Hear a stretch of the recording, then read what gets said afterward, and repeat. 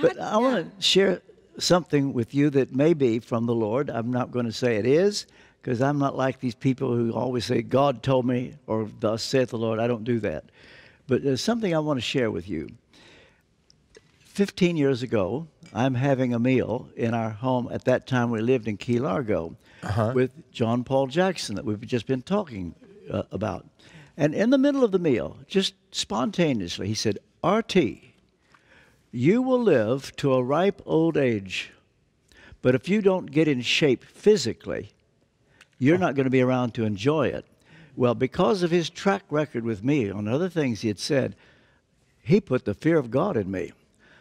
That day, I started. I watch my weight. I get weight every day. If I go up, I don't eat much that day. If I go down, I can have a pizza that day. I weigh 168. I don't want to go above that if I can help it. I got a trainer. I got an exercise book. I got a diet book. And if it weren't for John Paul's word, I don't think I could do what I do today. I have no doubt. That was one of the best words he ever gave me. He's given me a lot, but that was the one that did the most for me. And I'm giving that to you. I think you need to do what I did. And you're not overweight, so that's not the problem. Yeah. But I would suggest you get a godly trainer. Yes. Someone who knows about blood pressure and how much you can do at your age. Yeah. Because you can have another 10 years of good living, but you need to get in shape physically. And I think what John Paul gave to me, I'm supposed to give to you. And think about it. Yes. Oh, he doesn't have to think about it. I'm thinking for him. Yes. The answer is yes.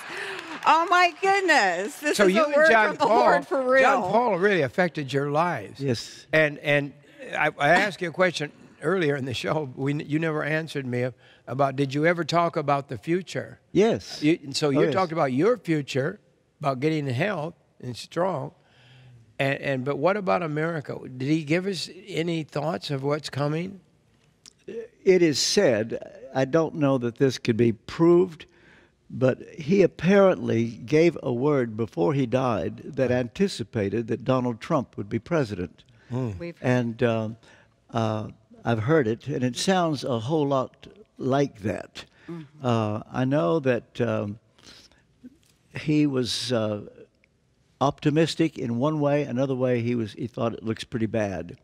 But he believed, as I do, that the next thing to happen on God's calendar is not the second coming, but an awakening of the church before the second coming, the greatest move of the Spirit since Pentecost. Yeah. And I believe it's right. some other time you might want to have me back to talk about my book on the midnight cry.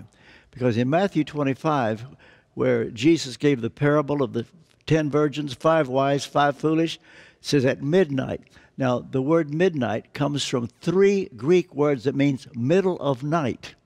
I think people have hastily assumed that meant 12 o'clock midnight, end of history, something like that. That's not what it means. When the church is in a deep, deep sleep, picture yourself 2 o'clock in the morning. Last thing you want is a wake up. That's where the church is.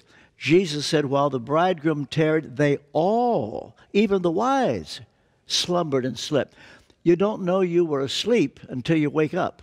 The wake-up call will make people realize how far they've gone, and that is not when the bridegroom came. It was moments later. And so how much time between the wake-up call, the great awakening, and the end, I don't know that, but there will be an awakening of the church prior to the second coming. And John Paul and I agreed on that, and I thought you'd be interested in that. Yes. Yes. Absolutely. And I believe it. Most of my audience believe that too. So that is a good word.